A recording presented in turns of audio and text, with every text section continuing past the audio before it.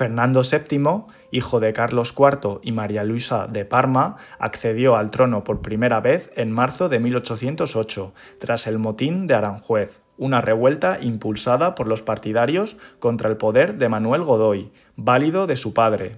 Esta revuelta llevó a la abdicación de Carlos IV en favor de su hijo, quien fue proclamado rey con el título de Fernando VII. Sin embargo, su reinado duró poco. Tan solo 2 meses después, y en medio de la ocupación francesa de España, Fernando fue presionado por Napoleón Bonaparte en la ciudad francesa de Bayona para abdicar. Allí se produjeron las llamadas abdicaciones de Bayona. Fernando devolvió la corona a su padre, quien inmediatamente la entregó a Napoleón, el cual designó como nuevo rey de España a su hermano José Bonaparte. Durante la Guerra de Independencia, entre 1808 y 1814, Fernando fue mantenido como prisionero en el castillo de Valensay, en Francia. A pesar de su cautiverio, tanto las juntas locales como la Junta Central Suprema y más tarde el Consejo de Regencia y las Cortes de Cádiz continuaron reconociendo a Fernando VII como el rey legítimo. En este contexto de vacío de poder surgieron estructuras locales de gobierno conocidas como juntas locales, que luego se agruparon en juntas provinciales y, más adelante, dieron lugar a la Junta Central Suprema. Esta última intentó coordinar la resistencia y gobernar en nombre del rey, hasta su disolución en 1810, momento en el cual se convocaron las Cortes Generales que se reunieron en Cádiz. Estas Cortes, asumiendo la soberanía nacional, redactaron y promulgaron en 1812 la Constitución conocida como la Pepa, de carácter liberal, que establecía una monarquía constitucional, la división de poderes, el reconocimiento de derechos individuales, la libertad de imprenta y limitaba los privilegios de la nobleza y el clero. Además, durante estos años comenzaron también las guerras de independencia en Hispanoamérica, fruto del debilitamiento de la autoridad de la metrópoli. En 1813, tras el retroceso del ejército napoleónico y la retirada definitiva de José I, Napoleón firmó con Fernando el Tratado de Valensay, en el que le reconocía como rey de España. Aunque el tratado no fue ratificado por las instituciones españolas, Fernando fue liberado y regresó a España en 1814. Durante su viaje de vuelta fue recibido con entusiasmo por el pueblo, que lo llamaba el deseado. No obstante, antes de llegar a Madrid, se detuvo en Valencia, donde un grupo de diputados absolutistas le presentó el Manifiesto de los Persas, en el que le solicitaban que restaurara el absolutismo. El 4 de mayo de 1814, Fernando firmó el Decreto de Valencia, en el que anulaba la Constitución de 1812 y todas las leyes aprobadas por las Cortes de Cádiz. Poco después, con el apoyo de sectores absolutistas y del ejército, dio un golpe de Estado y restauró el antiguo régimen. Comenzaba así el sexenio absolutista, de 1814 a 1820, un periodo de represión política, persecución de liberales y afrancesados y de restauración de los privilegios tradicionales. España, devastada por la guerra, quedó al margen de los beneficios de los tratados internacionales que siguieron a la derrota de Napoleón y perdió influencia en el plano internacional. Internamente la economía era crítica y la resistencia a las reformas necesarias impidió la recuperación del país. La represión fue la principal política del régimen.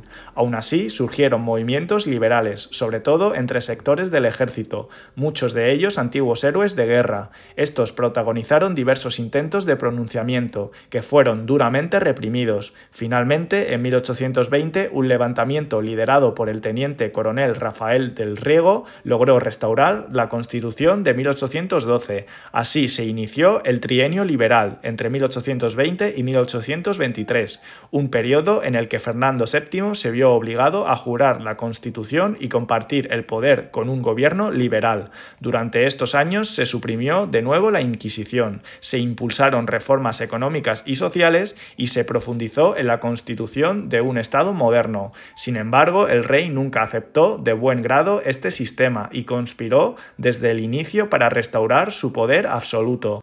El Congreso de Verona, celebrado en 1822, fue una reunión de las principales potencias absolutistas europeas. Austria, Prusia, Rusia, Francia y el Reino Unido, en el marco de la Santa Alianza, con el objetivo de preservar el orden monárquico tras los efectos de la Revolución Francesa. En este contexto se autorizó a Francia a intervenir militarmente en España para restaurar el absolutismo, ya que el rey Fernando VII se había visto obligado a aceptar un gobierno liberal durante el Trienio Liberal de 1820 a 1823. Como resultado de esta decisión, en 1823 Francia envió a España al ejército de los 100.000 hijos de San Luis, que derrotó a las fuerzas liberales y permitió a Fernando VII recuperar el poder absoluto. Este hecho marcó el inicio de un nuevo periodo conocido como la década ominosa, entre 1823 y 1833, caracterizado por una fuerte represión contra los liberales, el exilio de muchos opositores y la restauración del antiguo régimen. No obstante, en los últimos años de su reinado, Fernando VII adoptó una política oscilante entre un absolutismo intransigente y algunas medidas más pragmáticas, como ciertas reformas en la hacienda pública. La última gran crisis de su reinado fue de tipo sucesorio. Fernando se casó en 1829 con su sobrina María Cristina de Borbón y en 1830 nació su hija Isabel. Hasta entonces el heredero era su hermano Carlos María Isidro, firme defensor del absolutismo más radical. Para asegurar la sucesión de su hija, Fernando promulgó la pragmática sanción, que derogaba la ley sálica e instauraba el derecho al trono para las mujeres. Esta decisión fue rechazada por los partidarios de Carlos, lo que provocó una división profunda.